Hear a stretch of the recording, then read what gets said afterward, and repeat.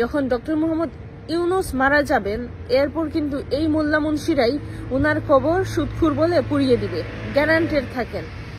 গতকাল দেখলাম যে বীর মুক্তিযোদ্ধা মঈনুদ্দিন খান বাদলের কবরে আগুন দেওয়া হয়েছে। মানে মানুষ কত নীচ হলে, কত পৈশাচিক হলে এই ধরনের নোংরা কাজ করতে পারে।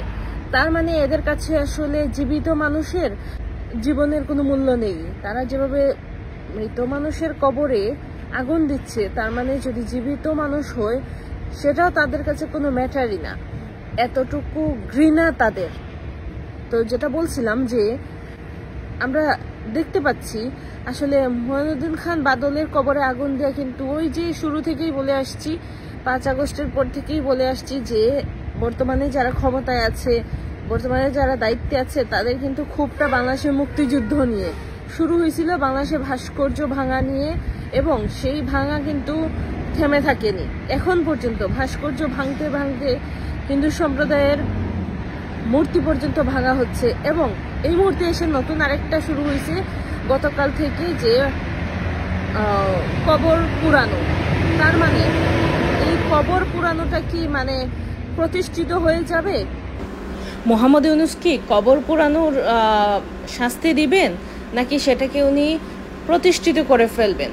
বাংলাদেশে মৌলবাদী গোষ্ঠীরা গত 5 আগস্টের পর থেকে ভাস্কর্য ভাঙাকে যেরকম একটা তাদের মৌলবাদী সংস্কৃতি বানায় ফেলছে, কিংবা মন্দিরে ঢুকে মন্দিরে আজান দিচ্ছে, মন্দিরের মূর্তি ভাঙছে, এগুলোকে তারা তাদের মৌলবাদী একটা সংস্কৃতি তৈরি করে ফেলছে। এখন কি শেষ পর্যন্ত কবর পুরানোকেও তারা তাদের সংস্কৃতি বানায় ফেলবে?